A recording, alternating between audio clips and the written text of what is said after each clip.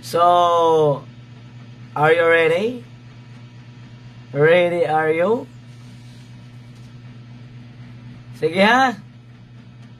Sa tanan nga mga naglantaw diha no, mga palangga, palihog na lang yug ko kay naay atong special karon mga palangga.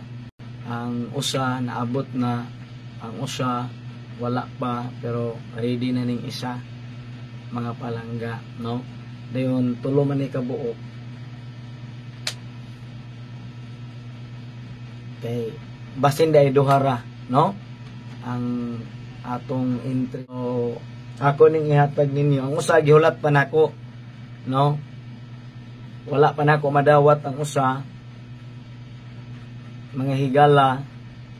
Dayon kanang akong susway na kailaan kay kuan man na kanang engkanto man na mga palangga no, nga akong kuan akong source kala. Dayon kanang akong susway na kailaan kay kuan man na kanang engkanto man na mga palangga no, nga akong kuan akong source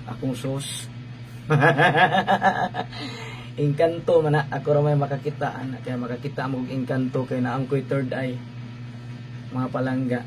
Ang akong third eye kay nasa akong tangkugo ug akong agtang mo nang makakita ko usahay sa mo resulta. Basta ang akong third eye kay mo effect lang naklaro. Sa akong third eye layon kanang sa puton ko layon akong third eye di mo buka mga palangga. Pero mubuka lang ni akong third eye daog gyud ta ani. Nya karon kay na naman ko nakita sa akong third eye usa. Ang usa ako pang giulat kay wa pa nakita sa ako ang third eye mga palangga. No? Mo na nga usahay ang makita sa akong third eye pulos na lang pud gwapa. Mga lalaki hilig kay gwapa. Wala mo diha.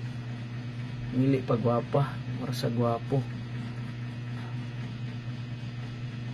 Ang nakita sa akong third eye ako ning i-post karon mga palangga. No?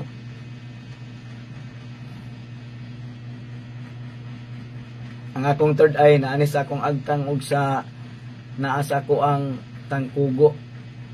No? Mao na nga usahay makakita ko unsay mo gawas.